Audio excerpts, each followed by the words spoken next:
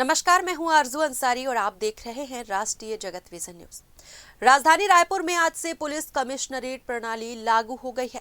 इसके तहत आईपीएस अधिकारी डॉक्टर संजीव शुक्ला ने रायपुर के पहले पुलिस कमिश्नर के रूप में जीई रोड स्थित नए कार्यालय में पदभार ग्रहण किया। इस दौरान एसीपी, डीसीपी सहित अन्य वरिष्ठ अधिकारी मौजूद रहे। बता दें कि 2004 बैच के आईपीएस अधिकारी संजीव शुक्ला ने अपने करियर की शुरुआत राज्य पुलिस सेवा से की थी और बाद में पदोन्नति के जरिए आईपीएस बने।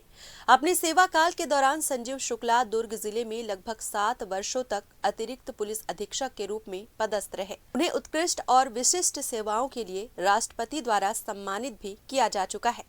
आपको बता दें कि मुख्यमंत्री विष्णुदेव साय ने पिछले वर्ष स्वतंत्रता दिवस पर रायपुर में इस नई व्यवस्था की घोषणा की थी, जिसके बाद इसे लागू करने की प्रक्रिया शुरू हुई। नई व्यवस्था के तहत रायपुर जिले को रायपुर शहरी और रायपुर ग्रामीण 2 पुलिस जिलों में पुनर्गठित किया गया है। रायपुर शहरी क्षेत्र की पुलिसिंग की जिम्मेदारी पुलिस आयुक्त के पास होगी, जो आईजीपी रैंक का अधिकारी होगा।